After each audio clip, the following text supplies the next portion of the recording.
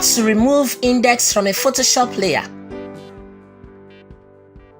At times, amateur designers get frustrated when they encounter issues whereby the Photoshop layer they are working on is in index mode.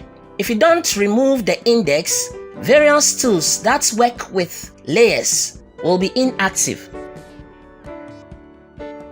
When you right-click on the index layer, you will see that all the tools have faded in the adjustment layers. If you go down to the effect tools, they are also inactive.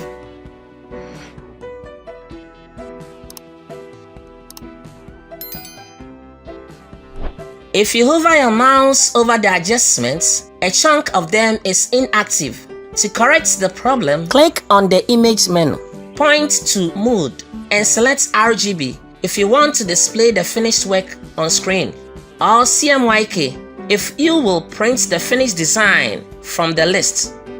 The index disappears, leaving the layer locked in the background with a padlock. To remove the lock, double-click the background layer from the pop-up window. Click OK, and instantly the background removes.